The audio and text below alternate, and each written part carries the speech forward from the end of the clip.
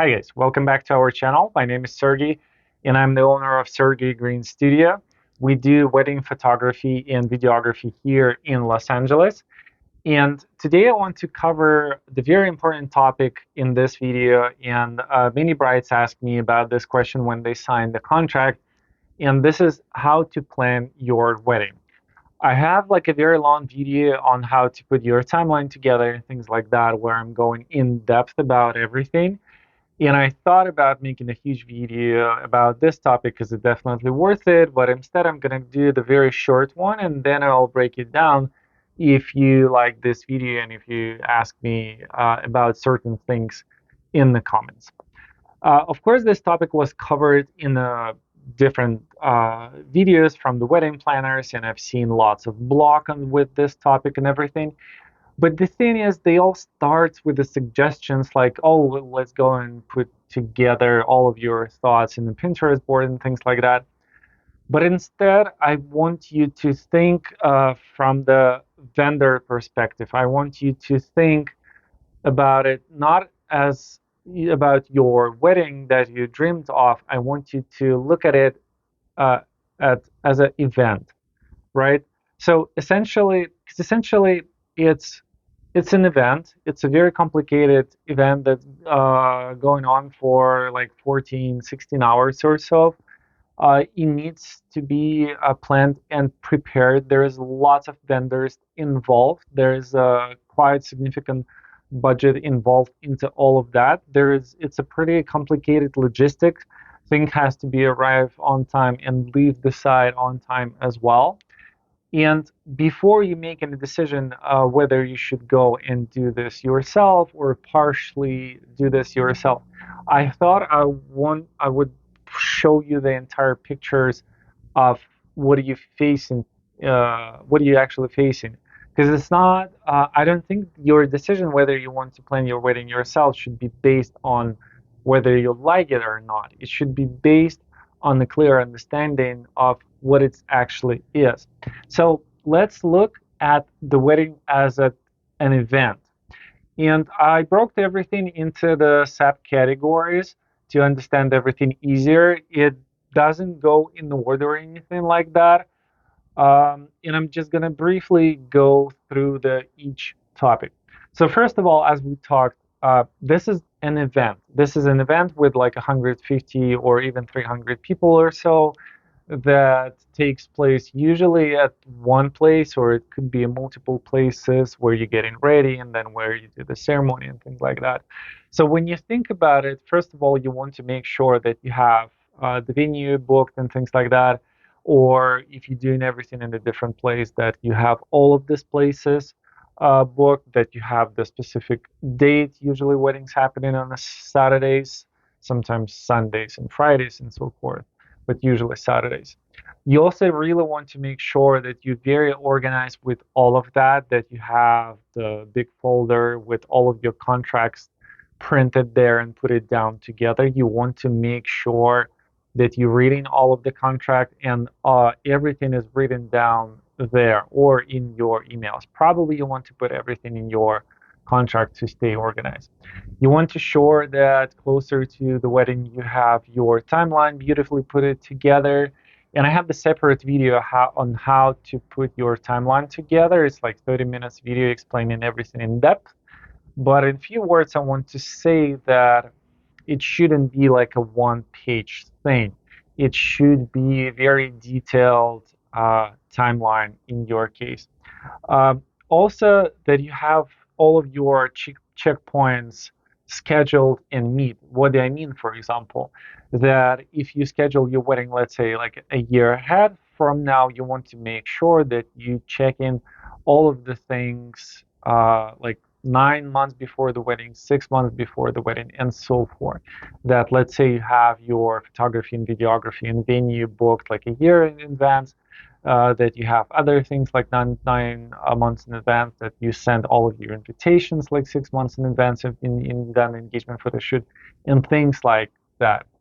Uh, After you chose all of that, you want to think about the venue. And again, over here, it's not just choosing the venue. You want to make sure that you're happy with the logistic, that you can organize it. What do I mean by that? Um, at the wedding, everything has to happening in a certain time. You cannot just deliver all of the flowers to the venue in the morning and just leave them there because they will dry out and die eventually when your ceremony starts. So it has to deliver there on time. It also has to be put down at the same time. Same for the food. You cannot just bring it in the morning. It has to be served nice and warm. Same for the bar in the music and the fashion and other things like that. You have to bring things on time there. And also, when the wedding is over, you have to move it from the venue on time as well. Sometimes it has to be the same night, or sometimes it can be the next morning. So you want to make sure that you're ready to take care of this logistic. Uh, Same for the wedding planner. You want to make sure who you choosing. You're choosing the day off wedding planner, uh, or you're making the choice to go with I would say like a regular wedding planner that would organize everything for you. And by the way, I highly recommend to go with that. Who would organize for you and everything. You also want to make sure that you're happy with your style, that you know specifically what you want. You know everything down to the font on your menu. Like you want to know absolutely everything, not just the color and the main theme of the wedding. You want to make sure that you know absolutely everything, and your vendors know exactly what you want from them, and it's written down. I cannot tell you how many times bride were unpleasantly surprised by the what they saw on their table or what flowers they actually got on the wedding day. And you don't want to have that experience. You just want to make sure that everything is set as you want it. Same for the decor. You want to think it through. If you want to have some sort of style, you want to sit and think what this style is included. And if you have this kind of thing, if you don't have them, where to get them, how to deliver them there, how to place them all together, and things like that. You want to think about this as well. Um, Also, at some point, you want to think about the next step, the next sub category of planning the wedding. You want to think about marketing of your own wedding. And you heard it right. Uh, you want to invite people, you want to make them excited about your wedding, and you want to make sure that you have the invitation, and the invitation by itself include some of the things. For example, you might want to include the photos from your engagement photo shoot, and it obviously has to be done by the time you making your invitations. That You also want to make sure that you set the rehearsal and all of your friends will be there if you want them to be there, of course, and things like that. So you want to invitation process by itself is actually pretty complicated as well, and it usually goes in like a few stages. Uh, like when you have to decide how many people you're inviting, what's going to happen if people cancel in, and by what time they can cancel because the catering depends on them and you're paying for each and every meal and things like that. So you want to make sure that you're aware of the depth of that specific topic. Also, want to think about vendors. I'm not going to go, of course, through all of them in details, but you want to think about food, where is it coming from, what kind of style it is, how it's going to be served. You want to think about, again, the wedding planner, whether you want your wedding planner to take care of absolutely everything, or you're happy with the day off wedding planner. And if you are, you want to find out what is his responsibility exactly, because sometimes day off wedding planner just taking care of the schedule, and sometimes they taking care of absolutely everything. And when they say everything, what do they actually mean by that? Would they take care of some of the issues. Let's say your flower is not arriving on time. Would they take care of that, or it's not in their contract? So you want to make sure about this thing as well.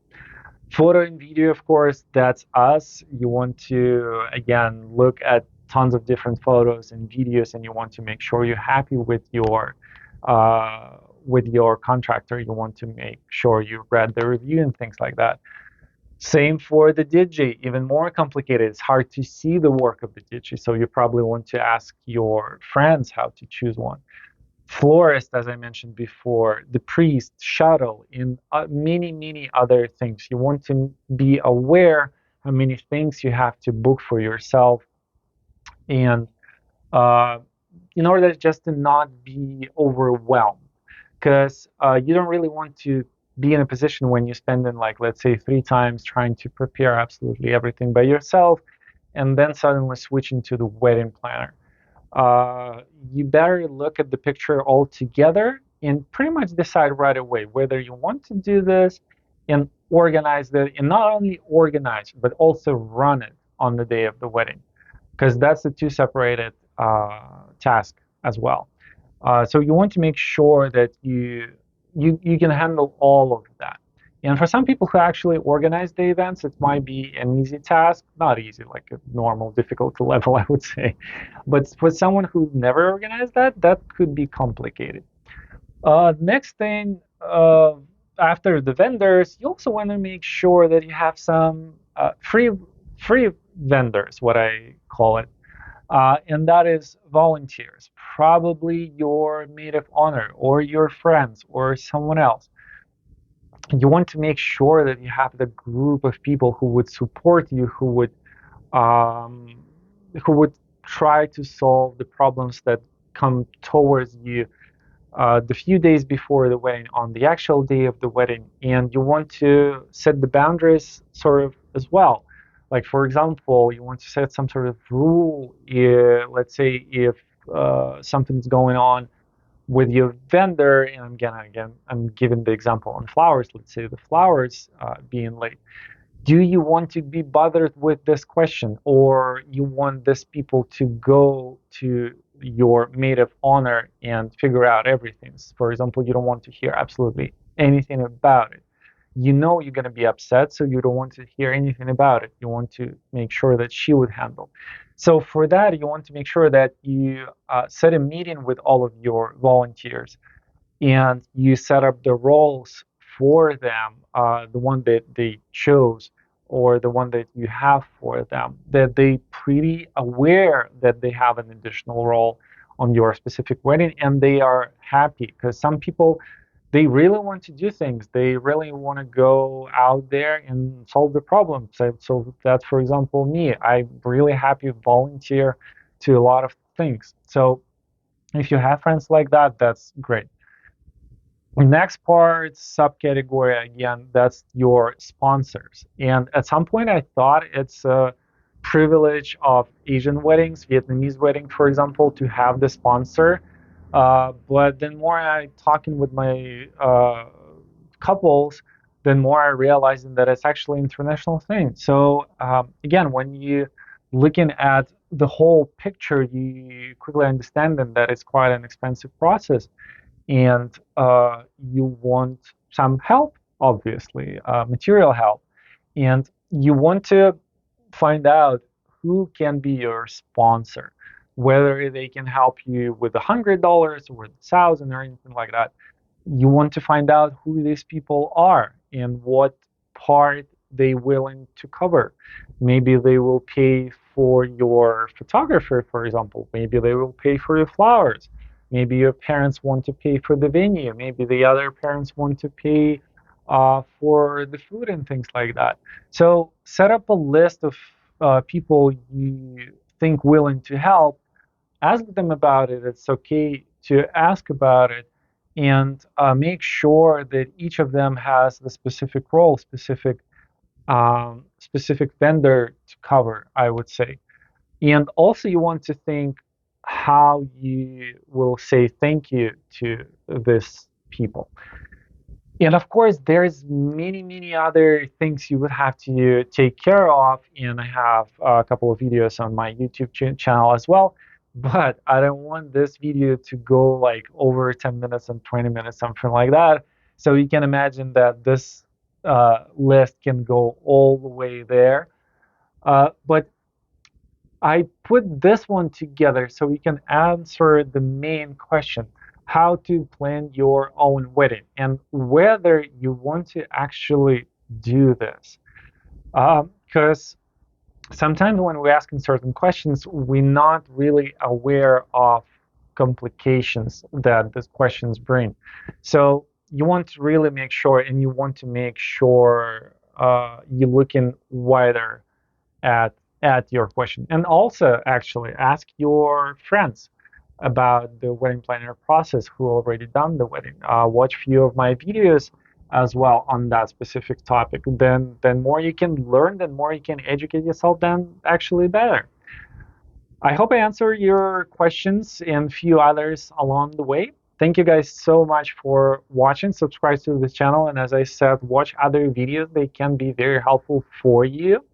Again, my name is Sergey, and we provide photography and videography service here in Los Angeles and all over the States and all over the country as well. So if you have any questions for me, please contact, and I'll see you in the next video.